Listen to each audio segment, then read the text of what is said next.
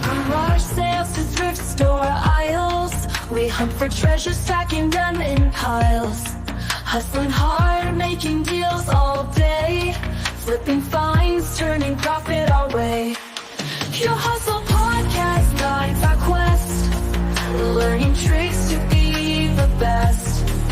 On eBay we make our name, reselling dreams, winning the game. Your Hustle Podcast guides our quest, learning tricks to be the best.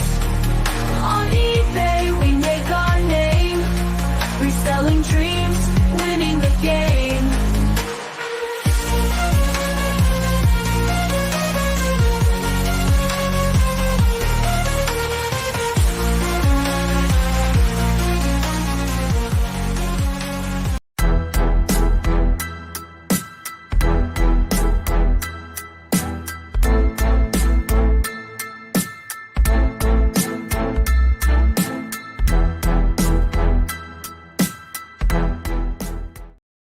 Welcome to Pure Hustle Podcast. I'm Mike. And this is Rolando.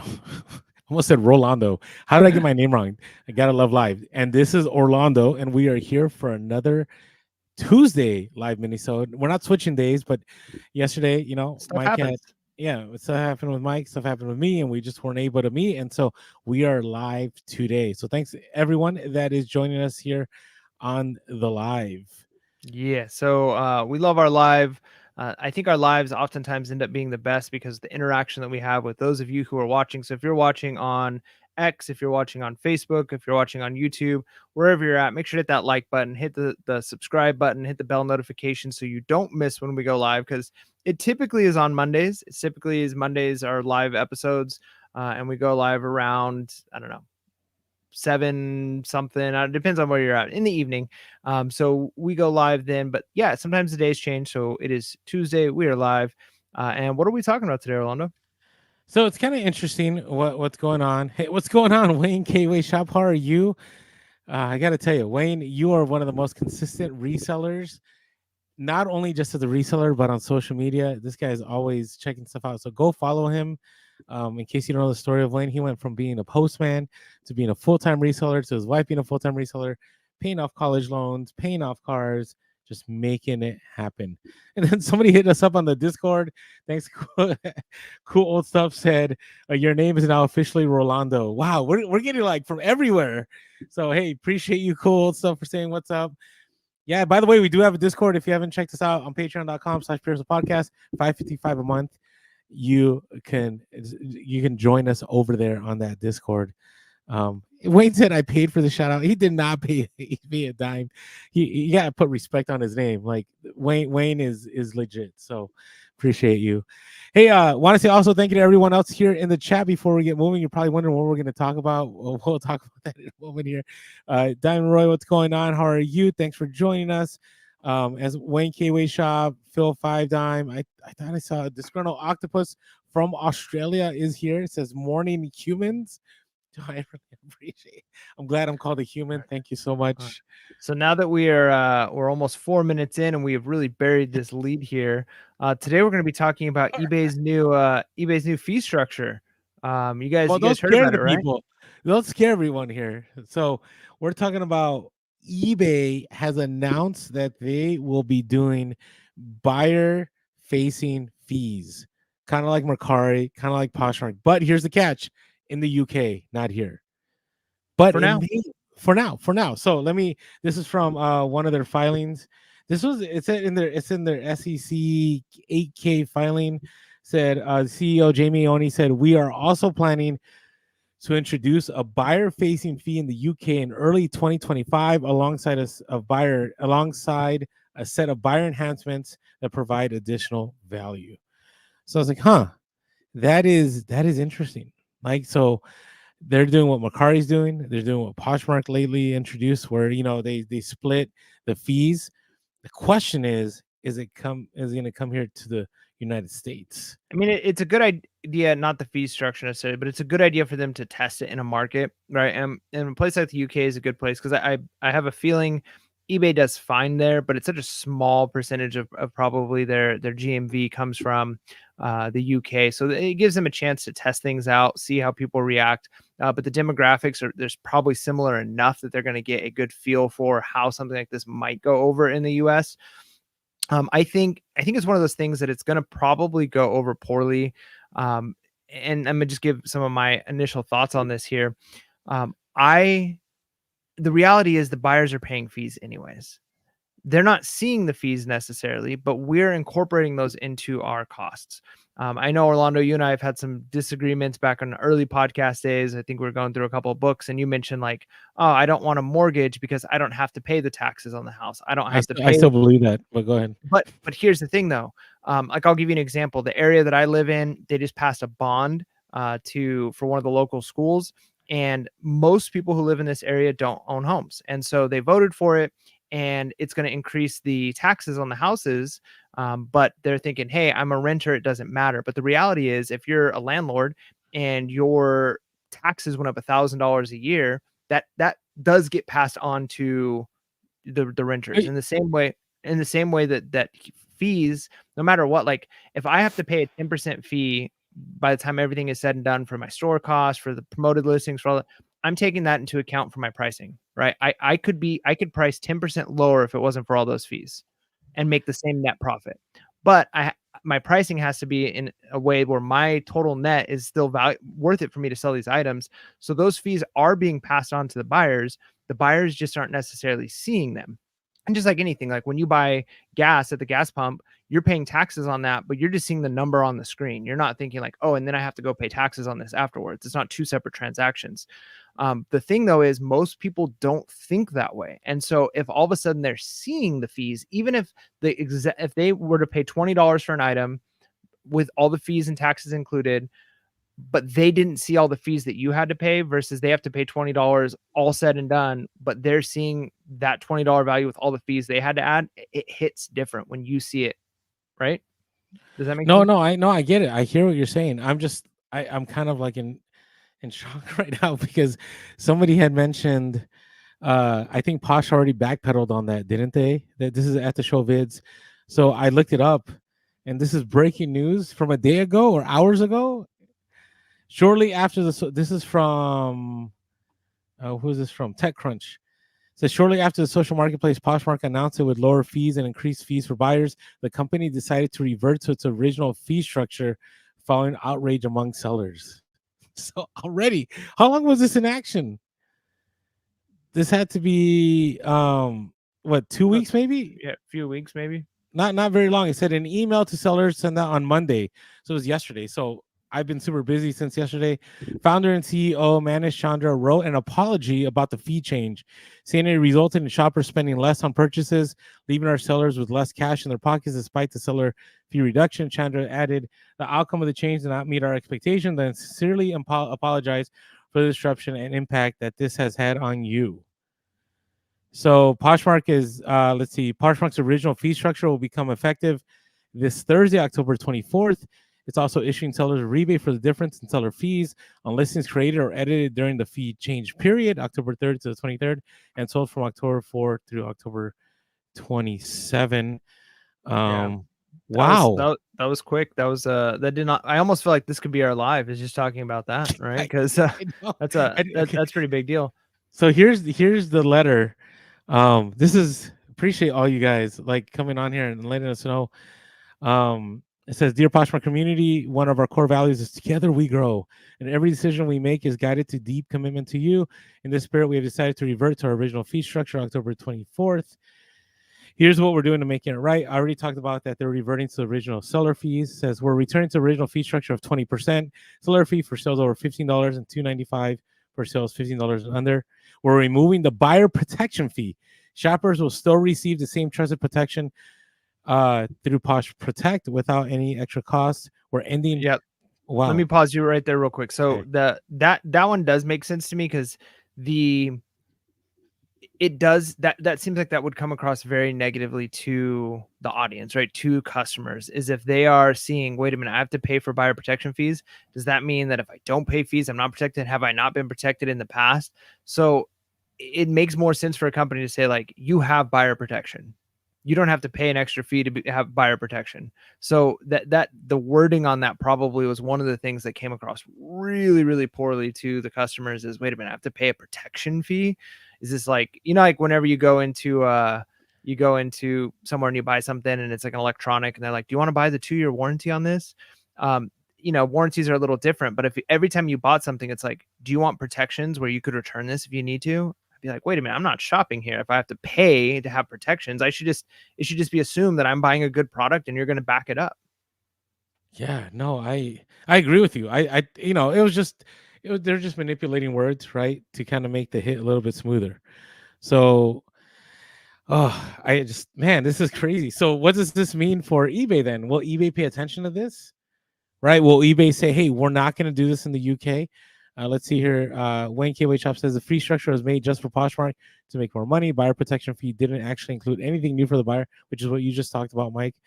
They had the exact protection now with the fee attached, right? And I think people probably obviously saw right through that, right? And that's maybe what hurt them. So interesting, right? I mean, it might come across different if it was offered almost like one of those warranties you could purchase. Like this is an add-on. Like, hey, here's the buyer protections you get no matter what. We stand by our products.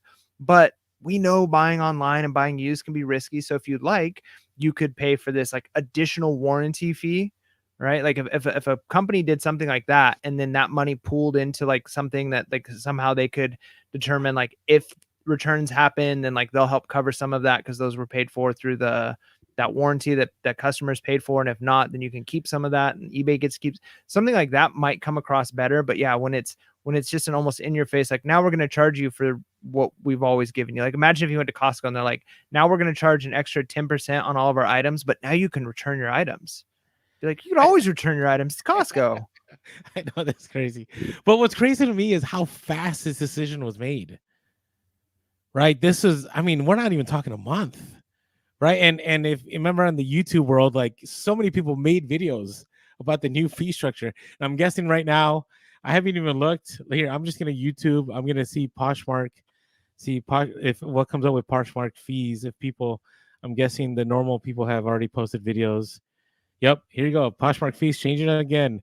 Okay. So we are late to the party, Mike. I guess that's what happens when I travel. So anyways, it happens, but hey, we're covering it now. And I think it's good that it kind of aligns with us bringing up the idea that eBay is considering this. And again, this is different because it's not necessarily just the buyer protection fee thing, but putting a buyer faced fee, I think it looks bad. Like even, and I get this, like if I'm being logical, and usually a lot of times when people are spending money, they're not always being logical. There's a lot of emotion involved, but if I'm being logical, and I realized, like I mentioned at the start of the podcast, where, hey, even if you're a renter, when property taxes go up, it's that those fees get passed on to you in the same way that like if eBay's fees go up or if shipping fees go up, you have to raise prices on eBay, right? To make the same amount that you used to make. So that those fees get passed on to customers, right? That's how that works. But there's something about not seeing those fees, and not that they're hidden, but those fees are being taken care of by somebody else. The same way, like I would love to be able to like go, if I'm going to get a hotel room, I'm going on a trip, I'm going to get a hotel room and I'm on airfare and it's like, here's the price. It's $6.99, 2-way trip and 2-night stay and all this. Perfect. I buy it and all the fees are already included in that. I don't care. But if it's like, hey, this only costs $4.50, I'm like, sweet. And then I'm like, and then there's a $50 resort fee. And then there's a $37 like landing fee. And there's that all of a sudden that hits different, even if the total amount is the same. And so I think that buyers don't like to see all of those fees added on because then they feel like it's a bait and switch. And so I'm interested to see how this works in UK. I feel like they might not even do it now. Like it. Yeah, it's very possible. But that's why I don't say Airbnbs. I hate all the fees, right? I like the hotel. Yes, we've talked about it. There's a resort fee, but outside of that, you go in, you're not going to get hit after the fact, right? I use Turo for my car rentals, right? Because with car rental places, I've noticed that they'll hit you up in the tolls and they'll hit you up in this and they want you to pay for this and this. Turo, I just go click. This is what I want. Here's the flat fee and I'm good to go, right? And I rent a car. So I don't know. I appreciate all of you. I want to bring up something real quick. Disgruntled Octopus talked about eBay Plus. Where is it? It says, I'm surprised they haven't rolled out eBay Plus. We have it here. So eBay Plus, I'm guessing, is like Amazon Prime, what you said, Yep. That's what it right? says, Amazon. But there was a plan. There was a plan. It was called Managed Delivery, eBay Managed Delivery. The former CEO, Devin Wenig, back in 2019, we were there. He announced it. We're going to do it. And then it never happened. And I don't think it's ever going to happen. Yeah. I don't think that's the direction eBay is going in. It would be interesting if they did something like that where people could get like reduced. I mean, already eBay passes on their discount to us for shipping because the bulk items, lots of items are moving through the mail, so we can ship for cheaper than retail shipping. But just to think about, like, for instance, if they were to run something like that, like if you pay for eBay Plus, like if you know you're buying lots of stuff, all your shipping is 50% less, knowing that half the people are more like, that's how gyms make money. Gyms make especially gyms like Planet Fitness or those types of gyms, $9.99 a month. They make their money because only like 5 to 10% of the people who get gym memberships actually use them. Most of the people aren't actually using the gym membership. So if people are paying for something like eBay Plus, but they don't necessarily use it, then eBay could still end up in the green with the shipping and all the money that they're making, even if they're offering a discount with it. What would be really cool is if they implemented something like that. And I'm just dreaming here. Like right now, for instance, on YouTube, give you some behind the scenes of how like YouTube ad revenue works. We get occasionally a little bit of money. We don't get a lot of money on YouTube at all, but it breaks it down to how much the money came from ads that we're seeing, and then we get a cut of the people who have the YouTube Premium. And so when people pay for YouTube Premium, they're not getting ads. But that's not fair to content creators, right? Because it's like, wait a minute, how do we get paid? Well, based off of somebody who has YouTube Premium, let's say they watch 10 shows or 10 different videos that month and they didn't watch any ads, a portion of what they paid for YouTube Premium goes to the content creators who watch their shows, right? So if there was an eBay Plus type thing where there was a discount for shipping or something like that, and we as the people selling stuff got a percentage of that money, depending on how many items you sold and how often it was used on your items, I could see that being something that could be a win-win. But I don't know exactly how eBay Plus works in Australia. You'd have to share with us a little bit more on that one, Disgruntled Octopus. I feel like we went totally like, not only did we go into the ditch off the road, like we ended up going into the ditch and we ended up driving into like another part of the country in our discussion. That's what these lives are for. That's kind of what happened today, right? Here's the thing. The whole discussion was like, is this, bad news for sellers? And I would say Poshmark answered that question, right? Poshmark was very clear, like, hey, we're not even going to let this go more than a month. We're not even going to let this go into Q4. We're ending this now. So I'm hoping eBay is paying attention. We've talked about this on previous podcasts, how, a lot of the bad things that come out of charging buyers is, first of all, the sticker shock, right? People have to kind of justify in their minds, whoa, I was willing to pay this much and then I got to pay this. Then the other one is, we as sellers, like, what do we do with our prices? Do we have to, like, do we end up losing money now? Because not only is it going to have less people buying, but now we have to adjust our prices accordingly to maybe make up for that difference, right? Which creates a kind of more of a race to the bottom, right? The other component is, what about promoted listings here, right? Is that gonna end up just playing a role here, where now people are gonna have to maybe promote more or think things through because now there's buyer fees on there? So I don't know. I just hope that eBay stays away. I'm so glad we got that news live, even if it was not breaking, but it was breaking to us, to share with our listeners here. And we'll see where things go. Hey, thank you for everyone that hung out with us. This is a mini-sode. We will eventually do another live full-on podcast with everybody because we appreciate all of you. So make sure you're first subscribed. Make sure you smash that like button. Make sure you hit that bell notification. You're notified when that happens. Thanks to everyone that's here at the show vids. K-Way Shop, Disgruntled Octopus, Damon Ray Dog Walks Dog. Like so many people, Earthling 1984, Phil 5 Dime, so many people here in the chat. Thank you everyone for joining us. And with that being said, make sure to be real, be relevant, and be reselling. Lates.